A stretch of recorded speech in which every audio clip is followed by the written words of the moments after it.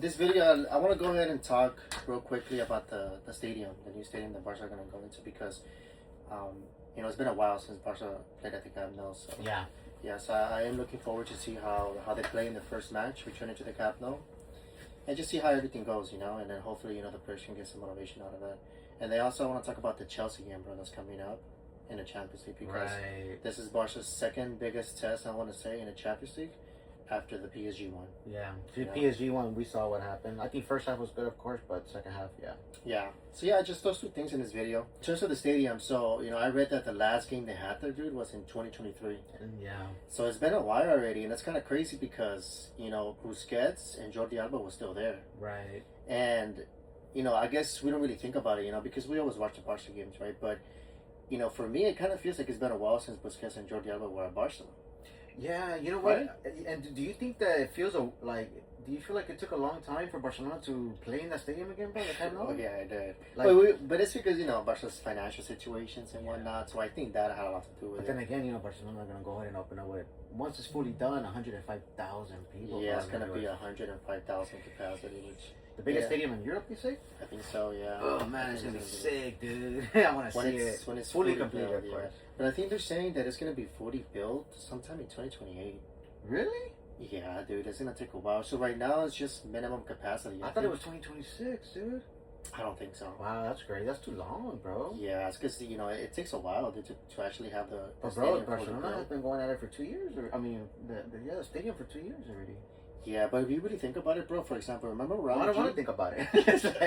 Do you remember when Real Madrid were building their stadium? Yeah. How long did it take them? It took them a while, dude, because I remember that they allowed minimum capacity during the pandemic. Mm-hmm. Do you remember they played Liverpool right there? Yeah. Oh, yeah, I remember. Yeah, and then they also played PSG in that stadium, remember? When they had a minimum capacity.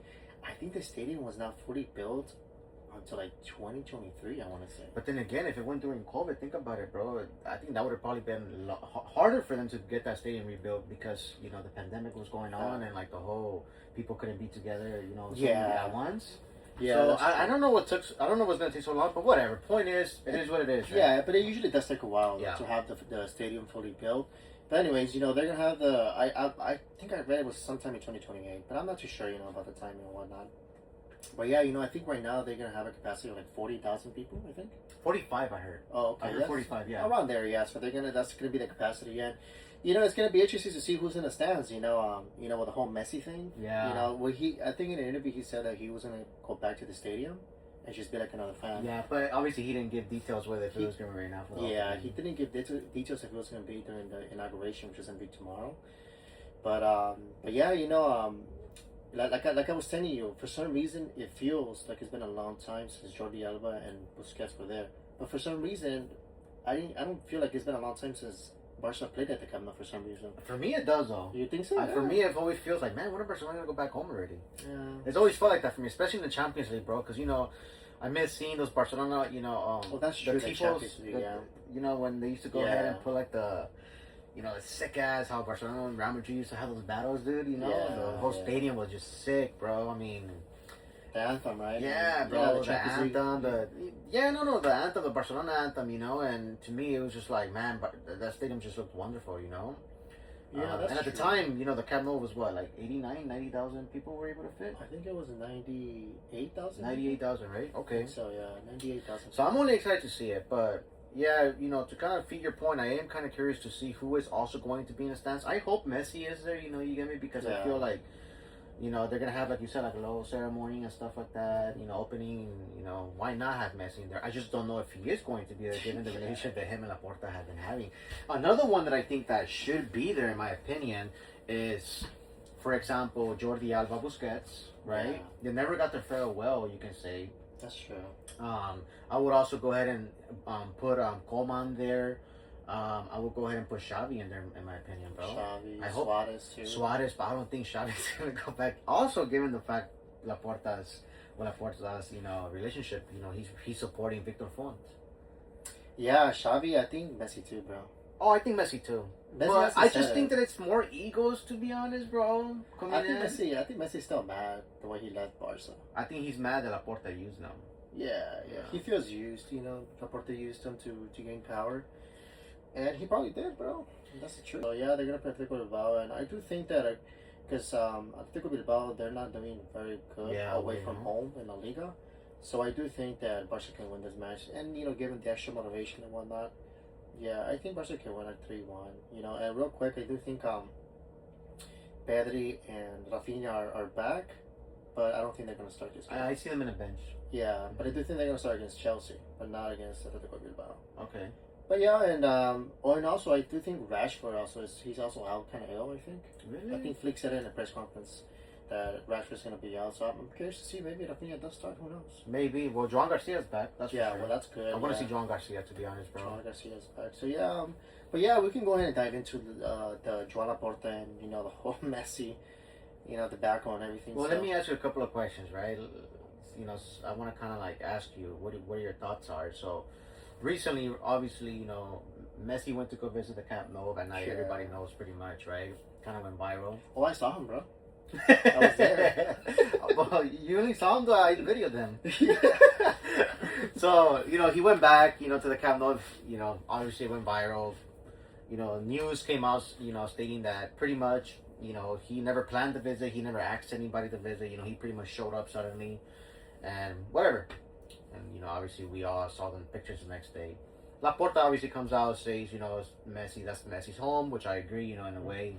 He's done so much for Barcelona. I think he's, so far still right now, I think he's going to go down as Barcelona's best player in the history, in my opinion. I think so. Even more than Cruyff, I would say, bro, to be honest. Hey. As a player, right? Now, with that being said, obviously, just kind of going back to what happened with Laporta and Messi, let's not forget that when Laporta was running for president, he kind of said that he was going to renew Messi, and that he kind of pretty much focused everything on Messi, and that's what kind of helped his campaign again. And Messi even came out and kind of supported Laporta. And the famous or the infamous picture of Laporta hugging the mannequin. Yeah. With the Messi jersey on. Right, I think that, let's say, he kind of used Messi. Yeah. But what I want to ask you is, right, given what Barcelona had to go through, given what what Laporta kind of went to, the way Messi left, the financial situation Laporta came and found Barcelona after, obviously, Sandro Rosell, Bartomeu pretty much ruined Barcelona. Do you think that now you see, and let's not also forget that he also did it with Koeman, right? And he kind of also took the hard decision with Xavi. Do you think so far Joan Laporta has done good for Barcelona as a president?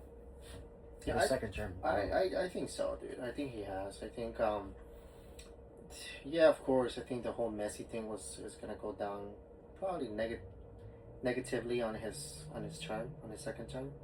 But I mean, if you really think about it, dude, Barca are right now where they are, in my opinion, thanks to him. To Laporta. Yeah. Thanks to him. I think, and I also think that I think Laporta knew that he wasn't going to be able to probably keep Messi, and I think he used him to gain power. Yes, I agree with that. But I also think that he was the only one that would have been capable of actually getting rid of Messi. But do you think Laporta needed to pretty much use Messi in his campaign, or do you think he tried to actually? That wasn't his intention, because I honestly believe, bro, as Barcelona fans, given the financial situation that Barcelona were in after Bartomeu was leaving, I feel like it was a no-brainer that Laporta should win it. Yeah, but I think Laporta knew the situation that Barca were in going into power. The financial situation? I think he knew, and I think he knew that signing Messi was probably not going to be a possibility. Well, Piqué said that's the reason why supposedly Messi and Piqué had a falling out too. So I think he already knew that, and I think he still did what he did. The whole mannequin thing.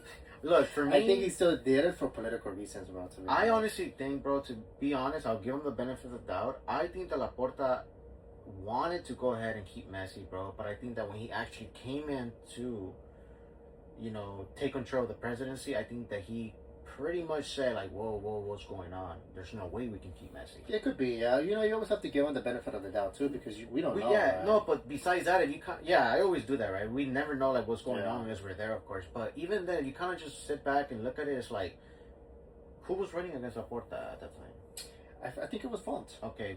The one who's running the game right now. We've been Barcelona fans, right? We went through the Laporta era, you can say, then the Sandro Rosell, Bartomeu. Okay, after that era, bro, was there an obvious... You don't think it was obvious as a Barcelona fan that Laporta should have won? As a Barca fan, yeah. I think it was obvious that I don't think he needed to use Messi. I think he was the best candidate to fill in the role. But, you know, I think at the end of the day, bro, you know, when you're running for presidency, it's a lot about politics. Of course, yeah. I mean, Victor Ford is saying the same thing right now, too.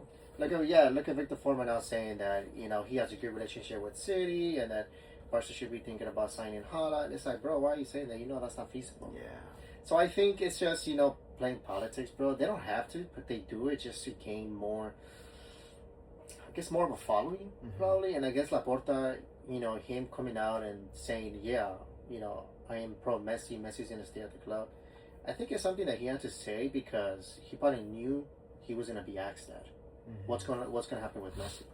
So I think he just wanted to get it out the way. He didn't want to have any extra pressure of him probably thinking, well, you know, I don't want there to be any debate right now whether I'm going to be the one who gets rid of Messi or not. Right. So, I don't know. Like I said, at the end of the day, we don't know. You know, we don't know what the guy was thinking, you know. We can always give the benefit of the doubt, but, you know, we do know that when it comes to politics at Barca, bro, it's extremely political. So I wouldn't be surprised if Messi used them, to be honest.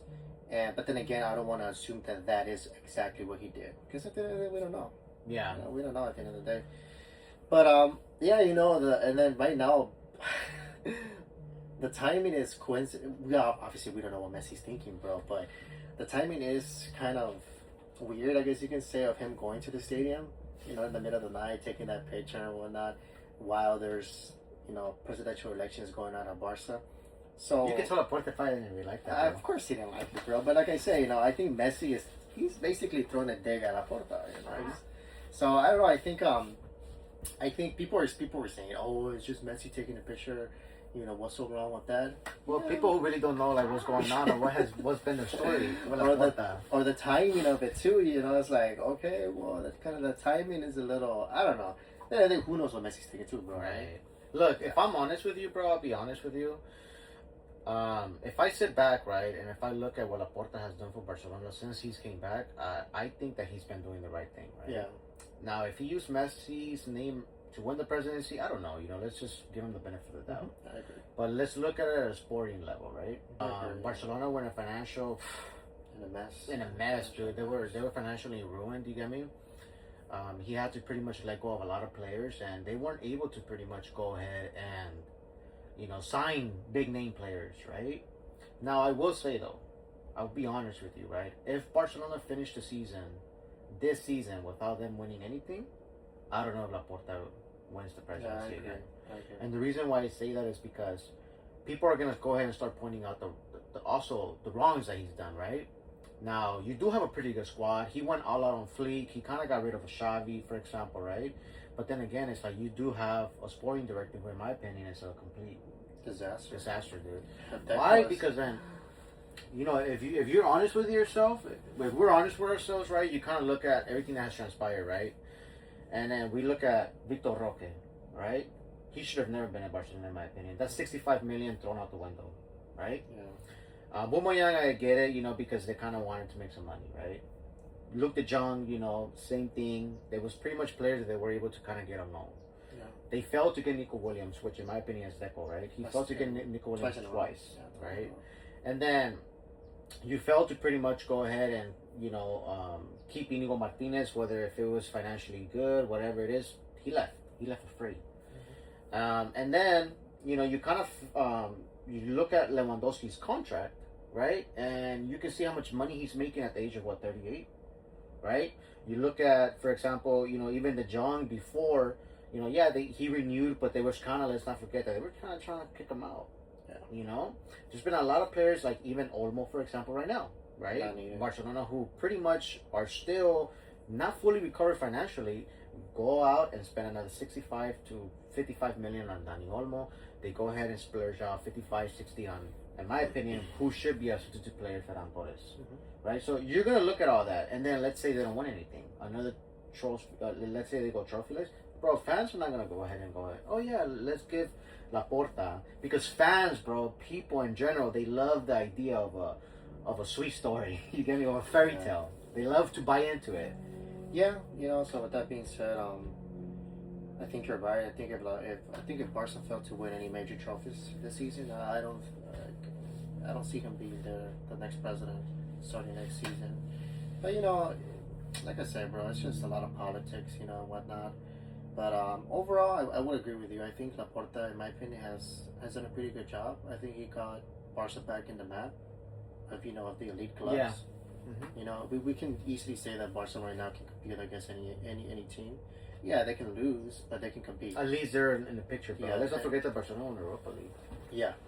So, I think a lot of people need to go take that into consideration as well. As when Laporta got to where we're Barca now, are they in a better state right now? Yes, they are. In my opinion, they are in a better state.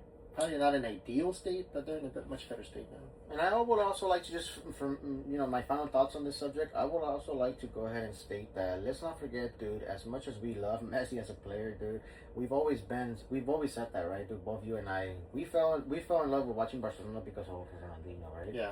When Ronaldinho left, we still said, like, hey, you know what, I still want to watch Barcelona, right? Then you had the Eto'os, you had the Henrys, you had the Suarez, Jordi Albas, you had Iniesta, Xavi's, you had all these players come in, Thierry Henry, all these players, bro, and Barcelona are still here. Yeah. Right? So Barcelona are always going to be here before a player. Yeah, of course. So players come and go, but the club is always going to remain. So that's my opinion on it. Of course, Messi is going to be beloved by the fans, for everything he gave. Yeah. Would I love to see Messi back at Barcelona? Yeah. If it made sense financially, why not? But then again, no, he's 38, dude. Yeah, that's true. And, and then I remember I was telling you, and I was like, dude, but at the end of the day, I don't think it's ever a good idea for a player to have too much power in the club. And I think when Laporta got there, he probably looked at Messi's situation, and, Messi was pretty much the boss of the club. Yeah. You can say it. And it's never a good idea for a player to have that much power. I gave you the example of Totti at Roma. Yeah. Where Totti got a lot of coaches fired. Because the club went on Totti's favor and they went against the coaches. Even Luis Enrique. Yeah, Luis Enrique fired Roma. Luis Enrique, he left, but I think he left because of the issues that he had with Totti. So, for a club, I don't think it's a good idea. I don't think it's good for a soccer club or for a football club to have one player that has that much power. Well, we can go ahead and kind of give a prime example in today's era with Mbappe at PSG. Yeah. And then we can kind of start seeing that with Vinicius at Real Madrid. Yeah, where if the club, they let the player have too much power, too much influence, and it never turns out well for the club. For me, I will go ahead and say, dude, that believe it or not, I do salute Florentino Perez for being the way he is at Real Madrid. Because when Ronaldo said, hey, I'm going to leave after Gareth Bale scored that Chilena, Florentino Perez said, all right, cool, give me 80 million, you guys can have him. Whatever it was. It was 100 from Juventus. They got the best out of Ronaldo, bro. And what did Real Madrid go ahead into the next season, bro? Yeah. Winning Champions League with Benzema. Yeah. So technically speaking, that's how it's supposed to be. So no player is eternal at a club. And no player is bigger than the club. Once you let a player become bigger than the club, bro, in my opinion, you lost yourself as a club.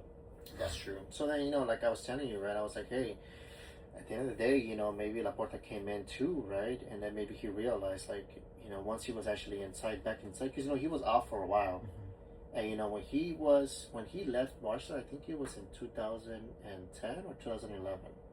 Messi was starting to go up. He was starting to become the Barca star, right? I think he was ready though, because you remember in 2008 he already won the 22. Messi had won the Ballon d'Or. So when did Laporta leave? I am not too sure. I remember he left. Okay, I remember he left one season before Guardiola left. Because I remember Guardiola's final season at Barca was under Rosell. Yeah. That's why he left. Though. Yeah, so I think Laporta left in 2009. Okay. The season 2009 to 2010. I don't think Laporta was there anymore. Or he was, or that was his final season. But point is, it was around that time. Messi was starting to become that player. The big name player. Yes. Yeah. And then he was out for, you can say, for the remainder of Messi's prime. At Barca, where Messi was the player at Barca, because I think you still had Ibrahimovic. Wait, Ibrahimovic was still there. Henry was still there. Iniesta, Xavi. They were still there. Puyol was still there. And then, so then when Laporta left after his first term at Barca, Messi didn't have the power that he had when Laporta came back. When Laporta came back in 2021, Messi had the full power. Yeah, he did. He was basically that player. He had the full power of the club. We saw it. You remember with that Setien and his son incident? They took a picture with that. Yeah. So what was it called? Elche. We took a picture of him. I mean, it was to the point, bro. When let's not go too far, Messi almost got Luis Enrique fired at Barcelona. Yeah. The club were siding with Messi, and they were going against Luis Enrique to the point where Luis Enrique, I think he had to bend the knee. Yeah. That was the only time that I could say Luis Enrique bend the knee for a player. Yeah. It was with Messi at Barcelona. So that's what I'm saying. So when Laporta came back, he was probably thinking like, nah, it's not good for a player to have this much power at the club. And that's what a president is supposed to do, especially at a club. Yeah. Well, whatever. Hopefully, Messi goes back. Cause I do want to see Messi back at the Camp Nou. I mean, at the end of the day, I don't bash Messi. For me, Messi is the best player for Barcelona right now in the history of Barcelona, and I want to see him back. Yeah. Now, we can go ahead and move on to the Chelsea game, right? Yeah, Chelsea game. Obviously, Barcelona played Chelsea. I think it was Tuesday or Wednesday. I think it's Tuesday. Tuesday, yeah. They play them Tuesday, and it's going to be after the Atletico Bilbao game, right? So, given the motivation that you expect from Barcelona to have, right, which I do, and to win, hopefully, Barcelona, hopefully you guys do win, what do you see in that game against Chelsea? Do you see Barcelona winning time? Just give me your overall thoughts. Well, to facing Chelsea. Well, to begin with, Stamford Bridge is one of those stadiums, bro, where it's one of those stadiums where it's just hard for Barca to win in. Well, sorry to cut you off. Every time I think about the Stamford Bridge, bro, I think about the Iniesta! You remember the English punning, like, oh boy. Oh boy.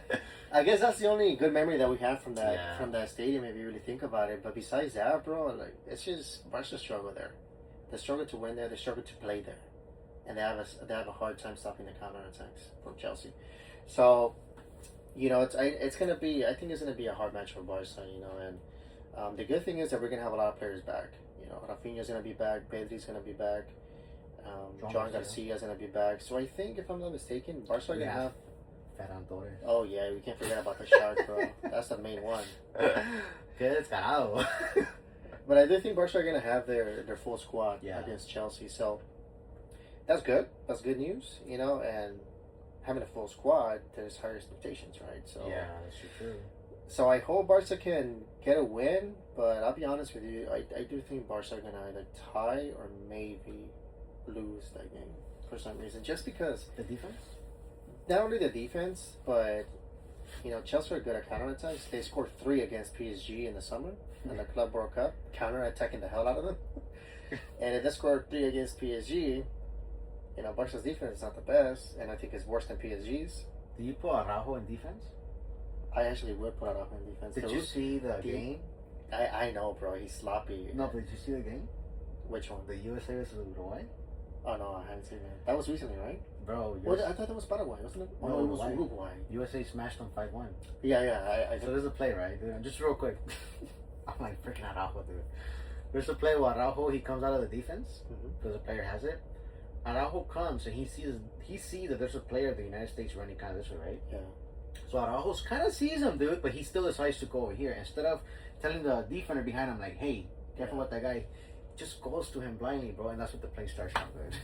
And I'm like, man, freaking Araujo, bro. Yeah, man, this kind of sucks for Araujo, bro. I just don't know when we're going to get the Araujo from when he was on the Xavi. I think just put Araujo as right back, bro. Me too, bro. I think Araujo will probably be much more better at right back because he's center back. Because he's clumsy. Yeah, he's freaking clumsy. Araujo is clumsy in defense. I saw that going on. I was like, oh my goodness, Araujo. I said, dude. I mean, Uruguay looked horrible overall in general, but I'm like, Araujo too starting, and everything, but whatever. You were saying. Well, the reason why I said I would put Araujo, bro, is because of the physicality of the Premier League. Yeah, of course. I know why you would put Araujo. Yeah, that's the only reason why. And he didn't do too bad against Newcastle and away when Barca played the Champions League. I remember he didn't do too bad. So I would put Araujo, but like I said, bro, I'm not confident with Barca's defense overall. So like I said, dude, I could see Barca tying this game or even losing this game. I can see that happening. Yeah, bro. Stamford Bridge to me, Stamford Bridge. Every time Barcelona plays in Stamford Bridge, it just kind of reminds me of the San Siro. Yeah. It's like they go, hand to hand, pretty much. It's bro. like one of those stadiums that just Barcelona just have a hard time.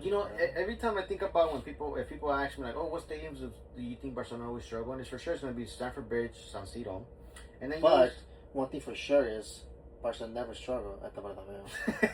That's the second playground, bro. That's a backyard.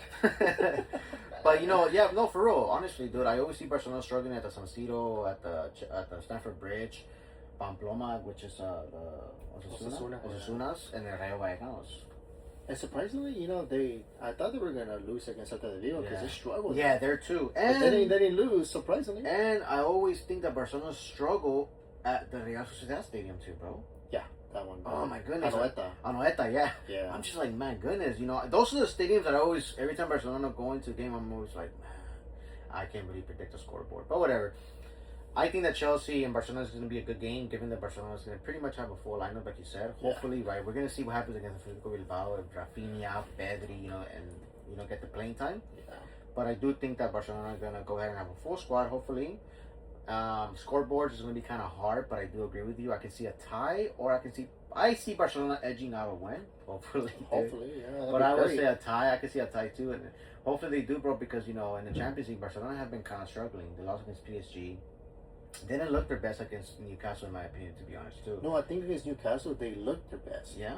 It was against Olympiacos. Yeah, the first half against PSG, they looked good. Yes. And maybe you're right? They kind of like...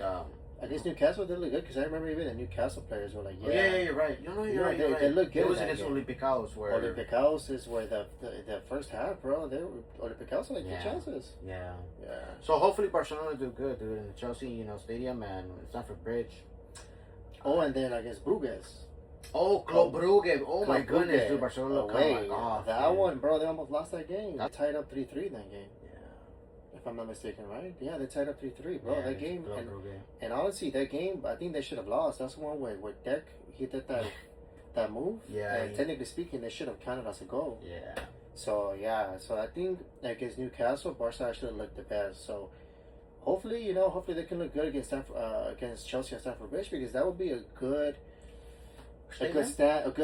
statement. If you do good against Chelsea at the Stamford Bridge, because not all teams can do good there. And the teams that do good there are the best teams. Yeah. Chelsea is Chelsea, bro. Yeah, I mean, Chelsea kind of reminds me of like teams like AC Milan, where they kind of had like, you could say, like their troubles. But Chelsea's Chelsea, bro. Yeah. So World Cup champions last season. They beat the Champions League winners. They beat the treble winners. Yeah. 3-0, bro. And honestly, convincingly too. Yeah. Could have been 4, could have been 5, to be honest. So that's what I'm saying. That's when Luis Enrique got mad. That's where when Luis Enrique was throwing shots, bro. He was throwing shots left and right. No, so I going back to the Chelsea thing. So if Barca play good and they beat Chelsea, I think that would be a good statement. Yeah. Like, hey, we're competitive. We can beat any team in any stadium. So. Especially given the fact that Barcelona is going to come back with their full squad, so you can have innovation from Rafinha, from Joan Garcia, of course, Lamine Yamal. So technically speaking, there is no excuse. Do you put Ferran Torres or Lewandowski on? Hell no, I put Lewandowski. Me too, dude. Lewandowski. Ferran Torres, bro. The shark! If I see Ferran Torres, bro, I don't know. Dude. They're gonna drop that dude. You remember how Pacho was dropping that dude? PSG was BAM! We got out of here! The best is yet to come. Hey, yeah. The best is yet to come. When he posted that one on Instagram. Yeah, on Twitter, bro. Que descarado, dude. I was looking at that and I looked at it, bro, and I was like, yo, what's wrong with this guy, bro? This guy's delusional. And then Luis de la Fuente feeds his delusion, bro, by saying, like, Ferran Torres is great every time he comes. I'm like, bro, just stop. It surprises me, dude. Bro, do you remember that one time when he posted that one picture, he missed a penalty? Bro, I was pissed, dude. I was pissed because I thought it was a meme, When I first saw it, I was like, nah, people are just bashing Ferran. But, dude, and then people were mad. They were like, "Que descaro!" Like, you're a descarado. Like, bro, you missed a penalty. You're posting on social media. Bro, I was kind of like, yo, you know what? This guy is delusional, dude. Like, that guy's delusional. He's not in there in the head, bro.